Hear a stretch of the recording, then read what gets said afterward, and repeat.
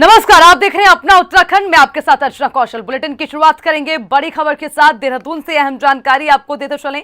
मुख्यमंत्री त्रिवेंद्र सिंह रावत ने भी सुनी मन की बात। बताते चलें पीएम मोदी का मन की बात कार्यक्रम और मुख्यमंत्री त्रिवेंद्र सिंह रावत ने भी मन की बात सुनी है। सीएम त्रिवेंद्र सिंह ने पीएम मोदी की मन की बात सुनी। सीएम ने मुख्यमंत्री आवास में मन की बात को सुना। बताते चलें आज पीएम मोदी ने मन की बात में तमाम बड़ी बातें की हैं, जिसमें आत्मनिर्भर बनने की बात हो, कोरोना वैक्सीनेशन को लेकर बात की जाए और आर्थिक मंदी में किस तरह से पूरा देश एकजुट होकर लड़ा जाए उसको लेकर बातचीत की जाए और उसी के साथ किस तरह से फ्रंट वॉरियर्स ने काम किया है, इन तमाम चीजों को देखते हुए और आत्मनिर्भर बनने के लिए किस तरह हमारे देश में लोग आगे बढ़ते गए, कोरोना काल में लॉकडाउन में लोगों ने किस तरह से अपना समय व्यतीत किया और किस तरह से आत्मनिर्भर बनने की कोशिश की, जो आज उनके लिए काफी बेहतर सुविधाएं प्रदान कराए, ऐसी तमाम चीजों को लेकर बात की है। हालांकि उसी को लेते हुए मुख्यमंत्री आवास पर खुद मुख्यमंत्री त्रिवेंद्र सिंह रावत ने भी मन की बात को सुना है। उत्तराखंड के मुख्यमंत्री त्रिवेंद्र सिंह रावत ने ट्वीट करते हुए प्रथम परमवीर चक्र विजेता मेजर सोमनाथ शर्मा की जयंती पर श्रद्धा सुमन अर्पित किए हैं। उन्होंने लिखा, पाकिस्तान के साथ साल 1947 में हुए युद्ध में महान पराक्रम प्रदर्शन करने वाले भारतीय सेना की कुमाऊं रेजिमेंट को 4थी बटालियन की डेल्टा कंपनी के कंपनी कमांडर प्रथम परमवीर चक्र विजेता मेजर सोमनाथ शर्मा जी की जयंती पर उन्हें कोटि कोटि नमन। तो वहीं सीएम त्रिवेंद्र सिंह रावत ने दूसरी ट्वीट में विधानसभा मसूरी के कर्मठ और लोकप्रिय बीजेपी विधायक गणेश जोशी को जन्मदिन की हार्दिक शुभकामनाएं दी। साथ ही लिखा, भगवान बद्री विशाल और बाबा केदार से आपके स्वस्थ और सुदीर्घ जीवन की मंगल कामना करता हूं।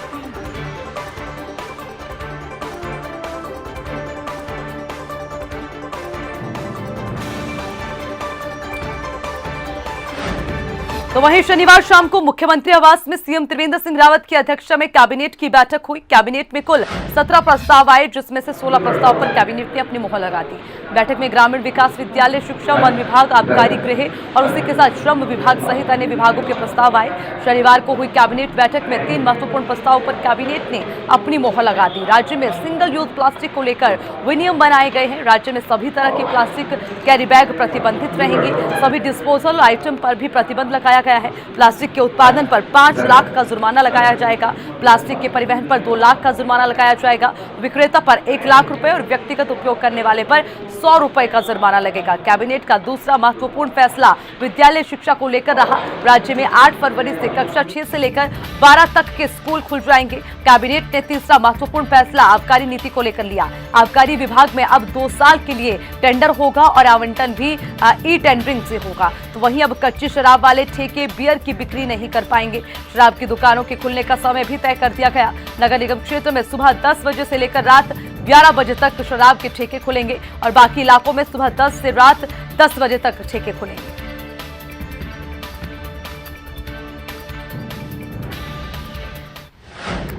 चलिए खबरों में आगे बढ़ते हुए देहरादून से एक और अहम जानकारी आपको देते चले। राज्य में अब 6वीं से 12वीं तक सभी कक्षाएं खुलेंगी। त्रिवेंद्र सरकार ने सरकारी और प्राइवेट स्कूलों को कक्षाएं शुरू करने की छूट दे दी है। अब 6वीं, 7वीं, 8वीं, 9वीं और 11वीं की कक्षाएं भी शुरू हो सकती है। 1ली से 5वीं तक की कक्षाएं फिलहाल के लिए बंद रहेंगी। त्रिवेंद्र कैबिनेट ने शिक्षा विभाग के स्कूल खोलने के प्रस्ताव को मंजूरी दे दी है, जिसमें अब 6वीं से लेकर 11वीं तक की जो कक्षाएं हैं उनको स्कूल जाने की अनुमति रहेगी। फिलहाल के लिए 1ली से 5वीं तक की कक्षाएं बंद रहेंगी।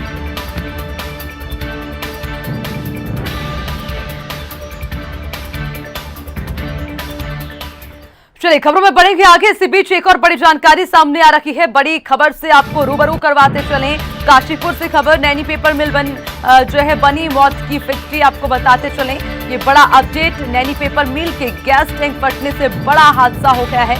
नैनी पेपर मिल के गैस टैंकर फटने से यह हादसा हुआ।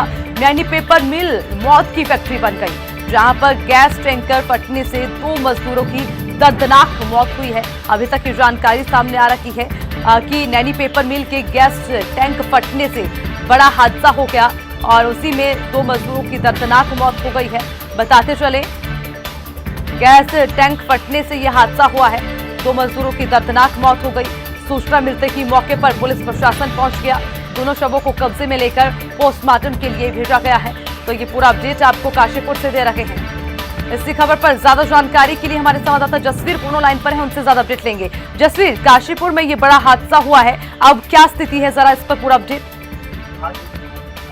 देखिए, लक्सर में जो हादसा हुआ है, इसे तो अगर सही मायने में देखा जाए तो ये ओवरलोड की वजह से हुआ, और ओवरलोड ट्रक और जितने भी वाहन हैं यहाँ बेलगाम होकर दौड़ रहे हैं। पिछले दिनों लोगों ने इस बात को लेकर हंगामा भी किया था।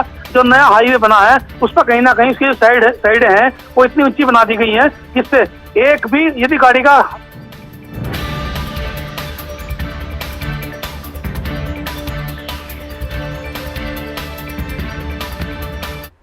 चलिए खबरों में बढ़ेंगे आगे। रामनगर के गौजानी में करंट लगने से टस्कर हाथी की मौत हो गई है। कॉर्बेट के बिजरानी रेंज की सीमा के करीब 50 मीटर दूर हाथी का शव मिला है। हाथी की मौत खेत में लगे बिजली के तार को सूंड से खींचने के चलते हुई। यहां किसान ने सुरक्षा की दृष्टि से जो है बल्ब लगाया हुआ था। ये हाथी शनिवार को देर शाम चौरपानी में दिखाई दिया था, जिससे वन कर्मी और ग्रामीण जंगल में खदेड़ने का प्रयास कर रहे थे।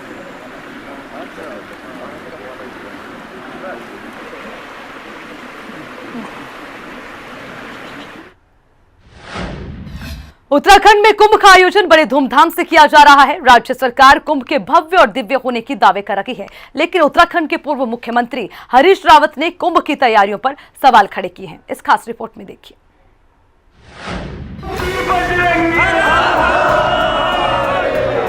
उत्तराखंड सरकार भले ही कुंभ के भव्य और दिव्य होने के दावे कर रही हो, लेकिन उत्तराखंड के पूर्व मुख्यमंत्री हरीश रावत ने कुंभ की तैयारियों पर लगातार सवाल खड़े किए हैं। पूर्व सीएम हरीश रावत ने हरिद्वार में कुंभ क्षेत्र का दौरा किया और संत महात्माओं से मुलाकात की। इसके बाद अब हरीश रावत का कहना है कि सरकार कुंभ को लेकर गंभीर नहीं है, सरकार की तैयारी पूरी नहीं है। उस कुंभ के उस उपलक्ष्य में आपने कितना उस क्षेत्र का, कुंभ क्षेत्र का और कुंभ से लगे हुए क्षेत्रों का विकास किया, क्योंकि जो हम जिस रूप में देखते आए हैं वो है। और तीसरा मापन है कि उससे राज्य की आर्थिकी में क्या प्रभाव पड़ता है। तो आपने जिस प्रकार से कुंभ को कर्टेल कर दिया है और कोई उस पर आपने न क्षेत्र का विस्तारीकरण किया।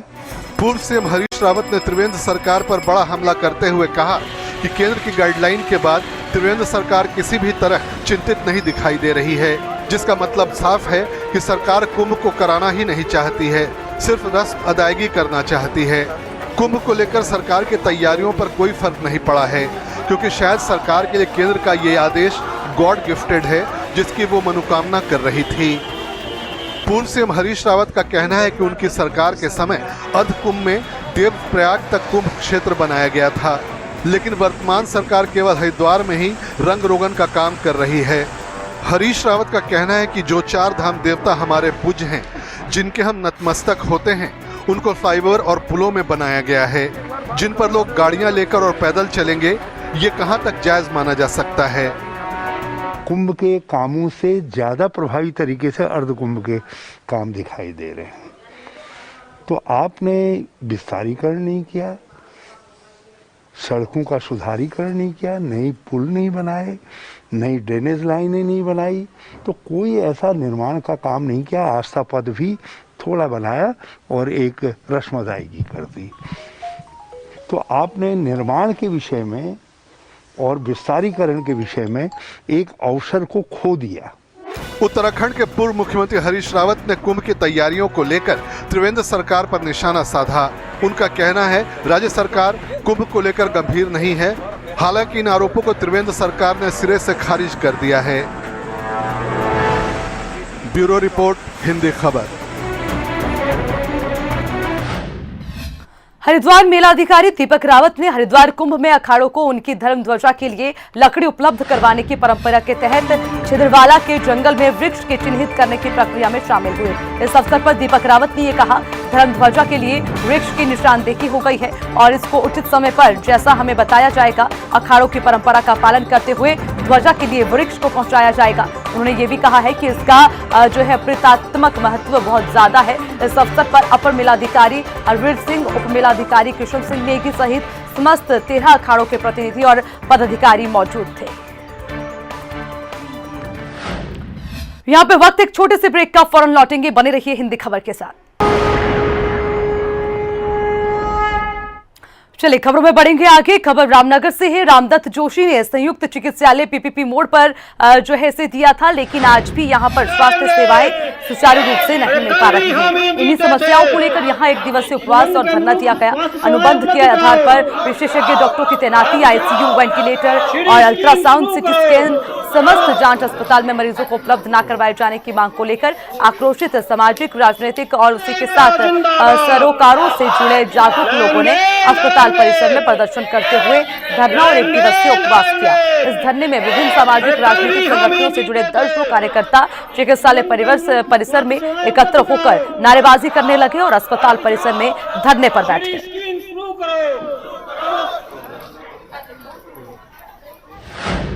तो वहीं हरिद्वार के जिला पंचायत बोर्ड बैठक में जोरदार हंगामा हुआ। हंगामे के दौरान निलंबित उपाध्यक्ष राव अफाक अली और उसी के साथ सदस्यों के बीच धक्का मुक्की देखने को मिली। दरअसल राव अफाक अली को प्रशासनिक अनियमितताओं के आरोप में डीएम ने कल निलंबित कर दिया था। उन पर कार्यवाहक अध्यक्ष रहते हुए वित्तीय और प्रशासनिक अनियमितताओं के आरोप लगे थे। पिछले साल कुछ समय के लिए राव अफाक अली को जिला पंचायत का कार्यवाहक अध्यक्ष बनाया गया था।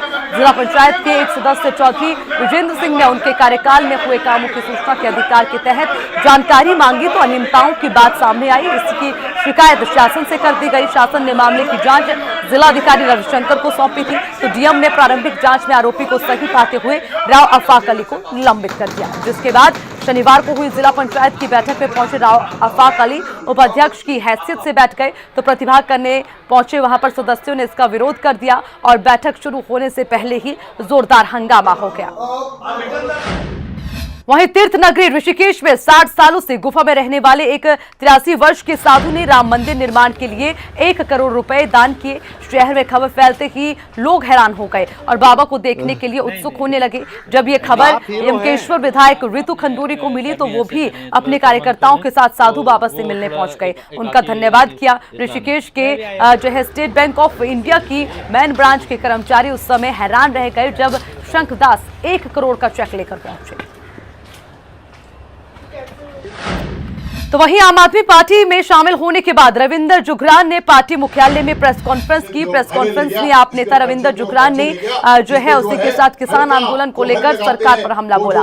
रविंदर जुगरान ने 26 जनवरी को दिल्ली में हुई हिंसा को साजिश करार दिया। रविंदर जुगरान ने कहा है कि किसान आंदोलन और किसानों को बदनाम करने की साजिश के पीछे बीजेपी का हाथ है। बीजेपी के लोग किसानों को बदनाम करने की साजिश कर रहे हैं, जिसमें चाहे लाल किले पर हमला हो या फिर गाजीपुर में उग्र प्रदर्शन हो या फिर हर प्रकरण में बीजेपी के लोग दिखाई दे रहे हैं। रविंदर जुगरान ने यह भी कहा है कि पिछले दिनों मीडिया और सोशल मीडिया के जरिए ऐसी कई तस्वीरें बार बार सामने आई जिसमें बीजेपी कार्यकर्ता किसानों के बीच किसान बनकर भीड़ में शामिल हुए। उग्र प्रदर्शन के पीछे बीजेपी के लोगों का हाथ है। इसका प्रमाण प्रधानमंत्री और बीजेपी सांसदों के साथ उग्र प्रदर्शन करने वाले लोगों की फोटो है।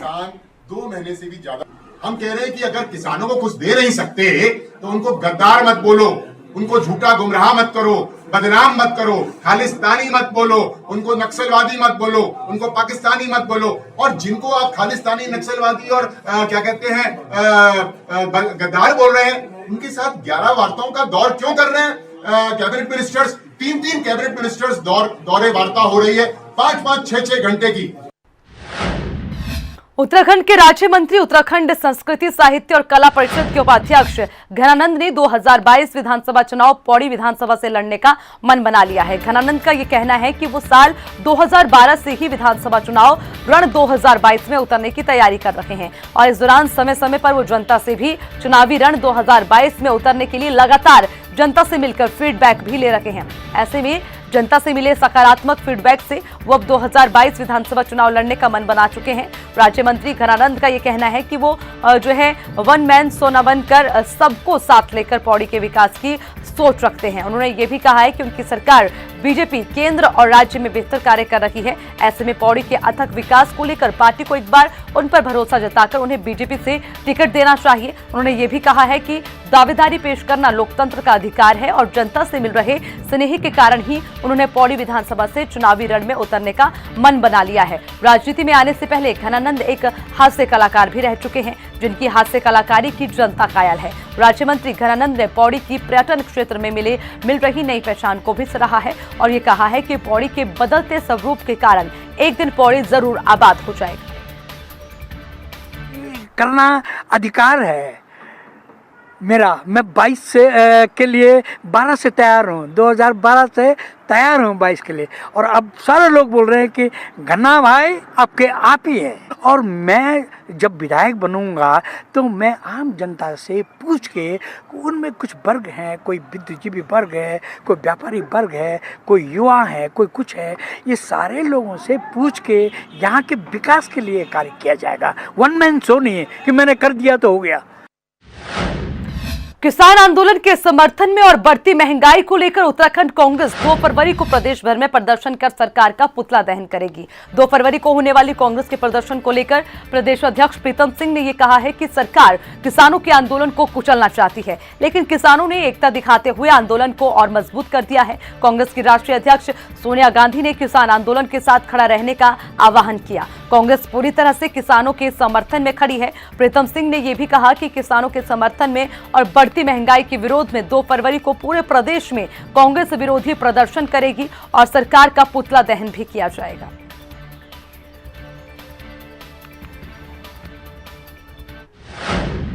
आगामी 1 और 2 फरवरी को वरिष्ठ पुलिस अधिकारियों का एक सम्मेलन होने जा रहा है। वरिष्ठ पुलिस अधिकारियों के इस सम्मेलन को लेकर डीजीपी अशोक कुमार ने यह बताया है कि 1 और 2 फरवरी को वरिष्ठ पुलिस अधिकारियों का सम्मेलन आयोजित होगा, जिसमें प्रदेश के सभी वरिष्ठ पुलिस अधिकारी हिस्सा लेंगे। सम्मेलन में उत्तराखंड पुलिस को और बेहतर बनाने के लिए मंथन किया जाएगा। वरिष्ठ पुलिस अधिकारियों के सम्मेलन में मुख्यमंत्री त्रिवेंद्र सिंह रावत भी शामिल होंगे। 1 फरवरी को शाम 4 बजे मुख्यमंत्री सम्मेलन में वरिष्ठ पुलिस अधिकारियों को संबोधित करेंगे।